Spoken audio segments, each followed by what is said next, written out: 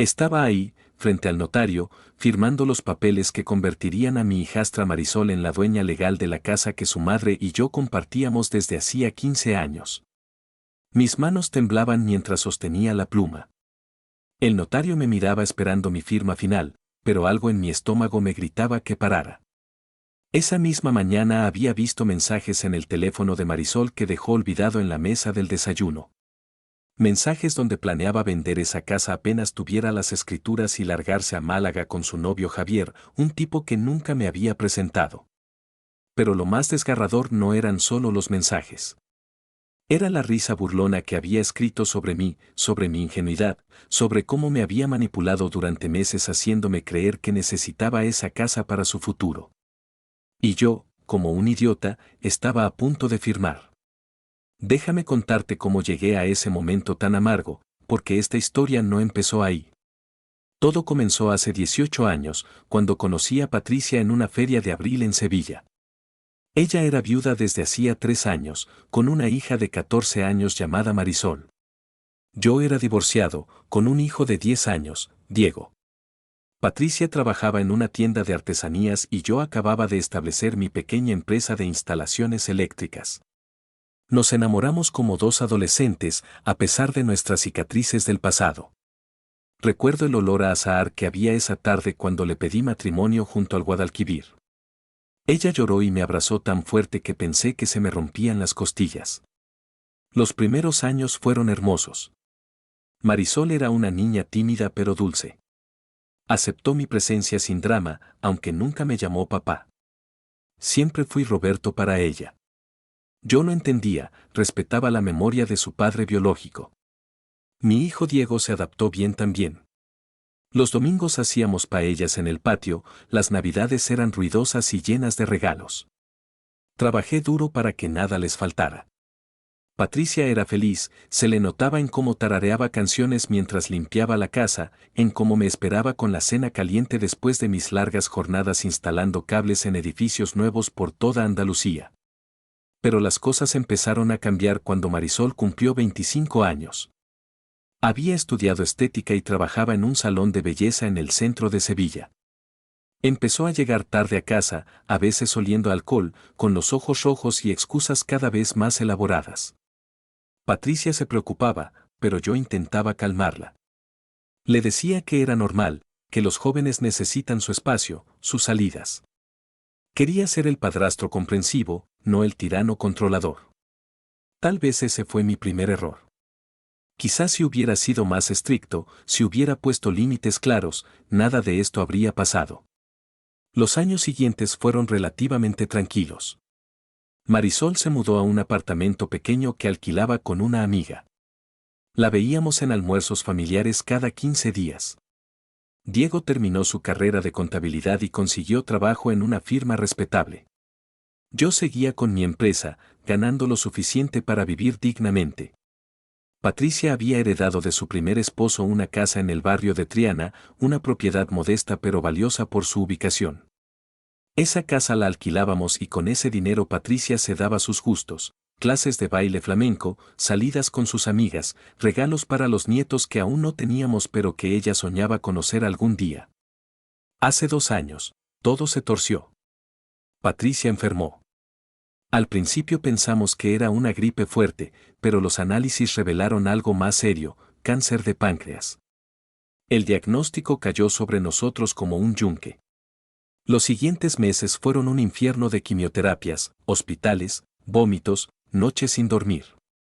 Yo dejé la empresa en manos de mi socio y me dediqué completamente a cuidar a Patricia. Marisol aparecía de vez en cuando, siempre con prisa, siempre con excusas de trabajo. Diego venía cada noche después de su oficina y se quedaba conmigo en el hospital. Las diferencias entre mis 2 hijos empezaron a hacerse evidentes. Pero yo no quería juzgar. Cada persona maneja el dolor a su manera, me repetía. Patricia sobrevivió, pero quedó débil. Los médicos dijeron que había entrado en remisión, pero que debíamos ser cautelosos. Ella perdió mucho peso, el brillo de sus ojos se apagó. Pasaba horas sentada en el patio mirando las macetas de geranios que antes cuidaba con tanto esmero y que ahora yo intentaba mantener vivas sin mucho éxito. Una tarde de noviembre, mientras le preparaba una infusión de manzanilla, me tomó la mano y me pidió algo que me partió el alma. Quería asegurarse de que Marisol estuviera bien cuando ella ya no estuviera. Quería que yo le prometiera que cuidaría de su hija, que le daría la casa de Triana para que tuviera un patrimonio, un futuro seguro. Yo le dije que no hablara así, que ella iba a vivir muchos años más. Pero Patricia insistió. Tenía esa mirada que ponen las personas cuando saben algo que los demás no queremos aceptar. Me hizo prometer que hablaría con Marisol, que arreglaríamos los papeles. La casa estaba a nombre de Patricia, pero en su testamento quería dejarla específicamente a Marisol. Sin embargo, los trámites notariales eran complicados y Patricia quería adelantar ese proceso. Quería ver a su hija instalada en esa casa antes de que fuera demasiado tarde. Yo acepté. ¿Qué otra cosa podía hacer? Era el último deseo de la mujer que amaba. Llamé a Marisol esa misma semana. Le expliqué la situación por teléfono. Al principio hubo silencio del otro lado. Luego escuché un sollozo. Me dijo que iría a visitarnos el fin de semana. Y vino. Llegó el sábado por la tarde con flores y una tarta de la pastelería que le gustaba a Patricia. Se sentó junto a su madre en el sofá y lloró abrazándola. Yo me sentí conmovido. Pensé que tal vez había juzgado mal a Marisol, que simplemente tenía su forma de lidiar con el miedo de perder a su madre. Patricia le explicó lo de la casa. Marisol pareció sorprendida, casi incómoda. Dijo que no era necesario, que su madre se iba a recuperar. Pero Patricia insistió y Marisol finalmente aceptó entre lágrimas. Los siguientes meses, Marisol vino más seguido. Cada domingo almorzaba con nosotros. Traía postres, ayudaba con la limpieza, se quedaba conversando con Patricia hasta tarde. Yo me sentía aliviado. Pensaba que la enfermedad había unido a la familia de una forma extraña pero hermosa. Patricia estaba más animada, sonreía más. Incluso empezó a caminar por el patio otra vez, a regar sus geranios. Diego también venía los domingos y todos comíamos juntos. Parecíamos una familia de esas películas, unida y fuerte frente a la adversidad. Pero yo no sabía lo que se estaba cocinando debajo de toda esa aparente armonía. Si has llegado hasta aquí escuchando, sé que tu corazón está conmigo. Suscríbete y dale a me gusta para que sepa que no estoy solo. En marzo de este año, Patricia insistió en que iniciáramos los trámites con el notario.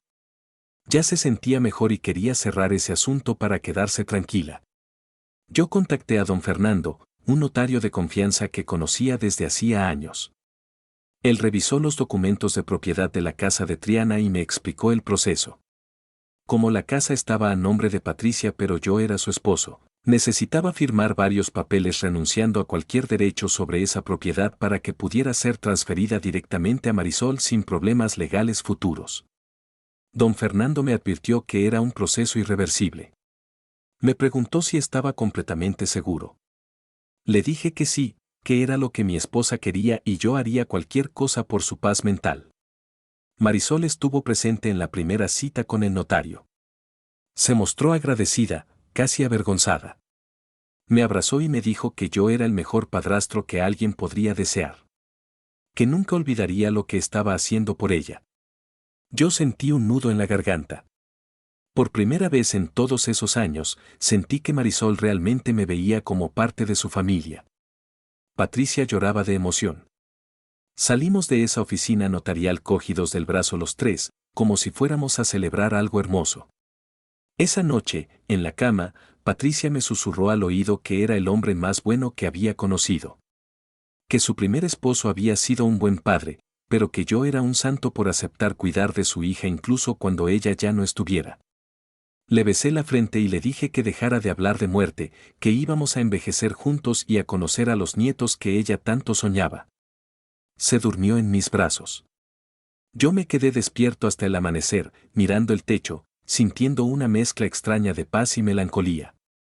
Pero luego llegó ese maldito día de junio. Patricia había salido temprano a sus clases de flamenco. Yo estaba en la cocina preparando café cuando escuché el teléfono de Marisol vibrar en la mesa del comedor. Ella lo había olvidado al irse corriendo esa mañana después de desayunar con nosotros. Al principio no le presté atención. Pero el teléfono no dejaba de vibrar. 1, 2, 5 veces seguidas. Pensé que podría ser una emergencia. Me acerqué. La pantalla mostraba mensajes de WhatsApp de alguien llamado Javi con corazones rojos. El último mensaje decía algo que me heló la sangre. Decía textualmente que ya faltaba poco, que en cuanto tuviera las escrituras venderían la casa y se mudarían juntos a Málaga, donde él tenía un contacto para abrir un bar. Mis manos empezaron a temblar. Desbloqueé el teléfono. Marisol no tenía contraseña. Empecé a leer los mensajes anteriores. Había conversaciones de semanas atrás. Mensajes donde Marisol le contaba a ese tal Javi cada detalle de los trámites notariales. Mensajes donde se burlaba de mí, donde me llamaba el viejo tonto que le estaba regalando un patrimonio sin darse cuenta. Mensajes donde calculaban cuánto dinero podrían sacar de la venta de la casa de Triana. Mensajes donde planeaban irse sin decir nada, bloquearnos a todos y empezar una vida nueva en la costa. Pero lo más desgarrador fue leer un mensaje donde Marisol decía textualmente que su madre era una dramática, que seguramente viviría muchos años más y que ella no pensaba quedarse atrapada en Sevilla cuidando ancianos cuando podía estar disfrutando la vida con Javier. Esas palabras sobre Patricia, sobre la mujer que le había dado la vida y que había luchado contra el cáncer pensando solo en el bienestar de su hija, me destrozaron de una forma que no puedo explicar. Sentí náuseas. Corrí al baño y vomité el café que acababa de tomar. Me lavé la cara con agua fría, pero las manos me seguían temblando. Volví a la cocina. Tomé fotos de cada mensaje con mi propio teléfono. No sé por qué lo hice. Instinto tal vez. Luego dejé el teléfono de Marisol exactamente donde estaba. Cuando ella volvió esa tarde a buscarlo, yo estaba en el garaje fingiendo arreglar unas herramientas. Escuché cómo entraba, cogía su teléfono y se iba sin decir adiós. Esa noche no pude dormir. Patricia notó que algo andaba mal. Me preguntó si me sentía bien. Le dije que había comido algo que me cayó pesado. Ella me preparó una manzanilla y se acostó. Yo me quedé en el sofá de la sala hasta el amanecer, mirando las fotos de esos mensajes en mi teléfono, sintiéndome el hombre más estúpido del mundo. Pero lo más impactante aún estaba por llegar. Los días siguientes fueron una tortura silenciosa. Cada vez que veía a Marisol sonreírle a Patricia, cada vez que la escuchaba decir lo agradecida que estaba, sentía que un cuchillo me atravesaba el pecho. Pero no podía decirle nada a Patricia. No podía destruir la imagen que tenía de su hija. No cuando acababa de salir de una batalla contra el cáncer. Su corazón no resistiría esa traición. Así que me tragué mi rabia y empecé a pensar con frialdad. Necesitaba un plan. Hablé con Diego una tarde. Le mostré las capturas de pantalla. Mi hijo se puso pálido. Cerró los puños con tanta fuerza que los nudillos se le pusieron blancos. Quería confrontar a Marisol inmediatamente, gritarle, echarla de la casa. Pero yo lo detuve. Le expliqué que si hacíamos eso, Patricia sufriría más que nadie. Diego entendió. Me preguntó qué pensaba hacer. Le dije que aún no lo sabía, pero que necesitaba tiempo para pensar. Mi hijo me abrazó y me dijo que contara con él para lo que fuera necesario. Esa noche sentí que al menos tenía un aliado en esta guerra silenciosa. Llamé a don Fernando, el notario. Le pedí una cita urgente pero sin mencionar a Patricia o Marisol. Fui solo a su oficina un martes por la mañana. Le expliqué la situación completa. Le mostré los mensajes. Don Fernando, un hombre de 60 y tantos años con bigote gris y mirada seria, se quitó los lentes y suspiró profundamente. Me dijo que legalmente, una vez firmados los papeles y registrada la propiedad, no habría forma de revertir la transferencia. Me explicó que Marisol tendría todo el derecho de vender esa casa y hacer lo que quisiera con el dinero. La única forma de detenerlo era no firmar los documentos finales. Pero ahí estaba el problema. Patricia me preguntaba cada 2 días cuándo terminaríamos los trámites. Estaba ansiosa por cerrar ese capítulo. Marisol también presionaba sutilmente, siempre con esa sonrisa falsa que ahora me provocaba asco. Yo les decía que había demoras con el registro, que don Fernando estaba ocupado con otros casos. Inventaba excusas mientras intentaba encontrar una salida. Quienes han vivido situaciones así entienden la impotencia que se siente cuando amas a alguien tanto que estás dispuesto a tragar tu propio dolor para protegerlo. Una noche de julio, mientras Patricia dormía, entré al cuarto de huéspedes donde guardábamos documentos viejos. Busqué entre cajas polvorientas hasta encontrar lo que necesitaba, el testamento original del primer esposo de Patricia. Lo leí completo bajo la luz de una lámpara pequeña. Había una cláusula que mencionaba que la casa de Triana debía permanecer en la familia directa y que en caso de venta, los fondos deberían ser divididos entre Patricia y cualquier otro heredero directo. Era vago, pero ahí había algo. Una pequeña grieta legal que tal vez podría explotar. Volví con don Fernando con ese documento. Él lo estudió cuidadosamente. Me explicó que esa cláusula podría interpretarse de varias formas. Si Patricia estaba viva cuando se hiciera la transferencia y luego Marisol vendiera la casa, técnicamente Patricia podría reclamar parte de ese dinero. Pero si Patricia moría antes de la venta, la cláusula se volvía ambigua. Don Fernando me sugirió algo que nunca había considerado, añadir una cláusula adicional a los documentos de transferencia. Una cláusula que estableciera que si la casa era vendida dentro de los primeros 5 años, el 50% del dinero de la venta debía ir a un fondo fiduciario para Patricia y en caso de su fallecimiento, ese dinero pasaría a Diego como heredero secundario. Era brillante.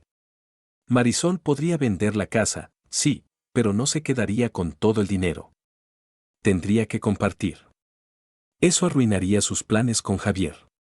Don Fernando redactó la cláusula en términos legales complejos, escondida entre párrafos de jerga notarial que Marisol probablemente no leería con atención. Le pedí que preparara todo para la firma final. Sentí por primera vez en semanas que recuperaba algo de control sobre la situación. Pero entonces Patricia tuvo una recaída. Fue en agosto. Empezó con dolores abdominales intensos. La llevamos de urgencia al hospital. Los médicos hicieron análisis y el cáncer había regresado. Esta vez más agresivo. Le dieron 6 meses de vida, tal vez menos. Patricia lo tomó con una calma que me destrozó. Me tomó la mano en esa cama de hospital y me dijo que había tenido una vida buena, que estaba en paz. Pero me volvió a hacer prometer que cuidaría de Marisol. Que completaría los trámites de la casa. Que no la dejaría sola en el mundo. Yo lloré como no había llorado en años. Le prometí todo. Pero por dentro sentía una mezcla de dolor y rabia que me estaba consumiendo. Marisol vino al hospital. Lloró. Abrazó a su madre. Actuó como la hija devota. Y yo tuve que estar ahí, mirando esa farsa, sin poder decir nada. Hay momentos en la vida donde el silencio duele más que cualquier grito. Patricia pasó sus últimas semanas en casa. Contraté enfermeras privadas. Gasté todos mis ahorros en hacerla sentir cómoda. Diego venía cada día después del trabajo y se sentaba con ella, le leía poemas, le ponía sus canciones favoritas de Camarón. Marisol aparecía los fines de semana, siempre con prisa, siempre con esa urgencia mal disimulada. Un domingo me encontró en el pasillo y me preguntó en voz baja cuándo podríamos terminar lo de los papeles del notario. Le dije que faltaba poco. Me sonrió y me dio las gracias. Tuve que hacer un esfuerzo sobrehumano para no escupirle la verdad en la cara. Patricia murió un martes de septiembre al amanecer. Estaba yo solo con ella. Diego llegaría en una hora. Las enfermeras habían salido a desayunar. Patricia abrió los ojos, me miró con esa mirada clara que tenía antes de la enfermedad y me dijo que me amaba. Que había sido feliz conmigo. Que cumpliera mi promesa. Luego cerró los ojos y dejó de respirar. Simplemente así, como quien se queda dormido. Le cerré los párpados, le besé la frente fría y me quedé sosteniendo su mano hasta que Diego llegó y me encontró llorando en silencio. El funeral fue 3 días después. Marisol organizó todo. Flores blancas, las favoritas de Patricia. Un ataúd de caoba. Invitó a toda la familia extendida, a vecinos, a conocidos. Lloró tanto en el cementerio que tuvieron que sostenerla. La gente comentaba qué hija tan devota, qué dolor tan profundo. Yo estaba de pie junto a la tumba, sintiendo cómo la tierra caía sobre el ataúd de la mujer que había amado durante 18 años, y lo único que podía pensar era en esos mensajes de WhatsApp donde su hija la llamaba dramática. Pasó una semana. Luego 2. Marisol me llamó. Dijo que necesitábamos hablar de los papeles. Que entendía que yo estaba de luto, pero que su madre hubiera querido que termináramos lo que empezamos. Tenía razón en eso. Patricia hubiera querido que cumpliera mi promesa. Así que le dije que contactaría a don Fernando. Programamos la cita final para un viernes de octubre. Esa mañana me desperté con un nudo en el estómago. Me vestí con mi mejor traje, el mismo que había usado en el funeral de Patricia. Diego me preguntó si estaba seguro de lo que iba a hacer.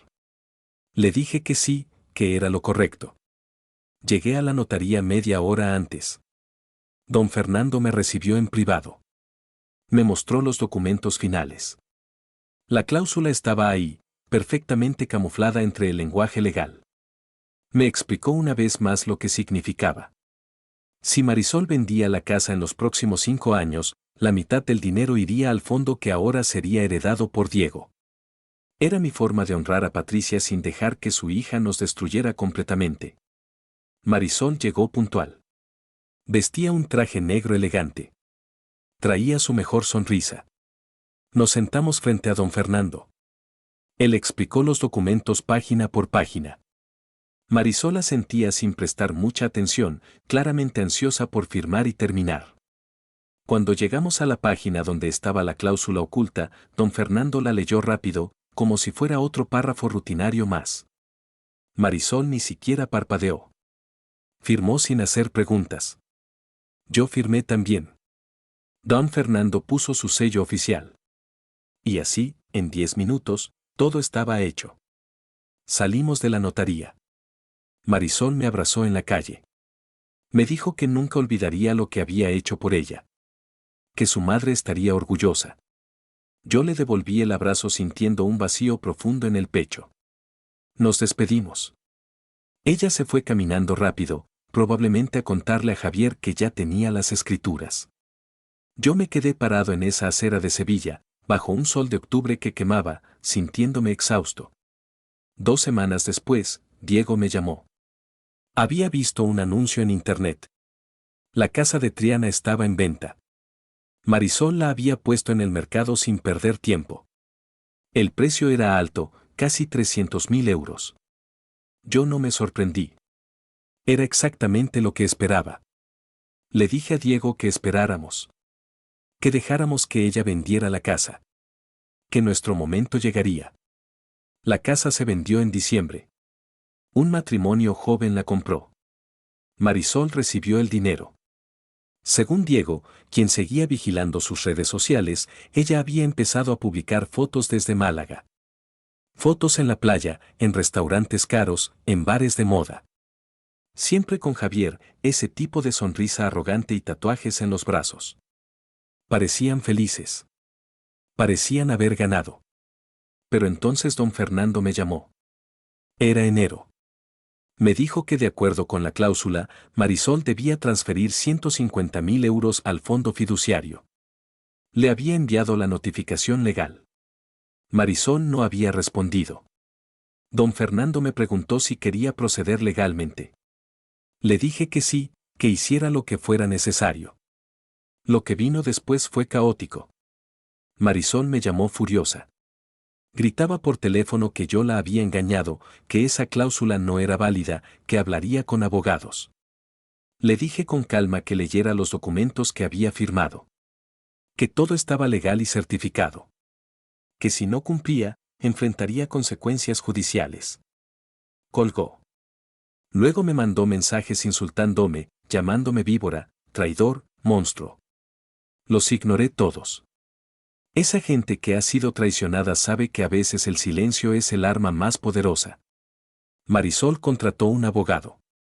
Intentó pelear la cláusula en corte. Pero don Fernando había hecho su trabajo perfectamente. Cada palabra del documento era sólida. El juez revisó el caso y determinó que la cláusula era completamente válida. Marisol tenía que pagar. El proceso duró 3 meses. En abril, ella tuvo que transferir los 150.000 euros. Ya había gastado parte del dinero en su nueva vida en Málaga, así que tuvo que pedir préstamos, vender su coche, probablemente rogarle a Javier que pusiera dinero. No sé los detalles exactos. Solo sé que cumplió. Diego recibió el dinero en el fondo fiduciario que yo había establecido. No lo tocó. Me dijo que ese dinero era de su madrastra Patricia, que él lo guardaría como un legado para sus futuros hijos. Yo me sentí orgulloso de mi hijo. Sentí que Patricia, donde quiera que estuviera, también estaría orgullosa.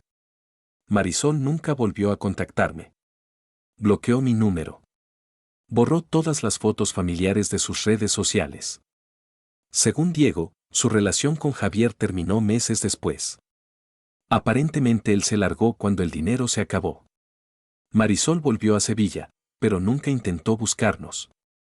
Escuché por conocidos que trabajaba en otro salón de belleza, que vivía en un apartamento pequeño, que estaba sola. Parte de mí sintió lástima. Pero la mayor parte de mí sintió que había recibido exactamente lo que merecía. Han pasado 2 años desde entonces. Yo sigo viviendo en la casa que compartí con Patricia. Sus geranios todavía están en el patio. Ahora sí logro mantenerlos vivos.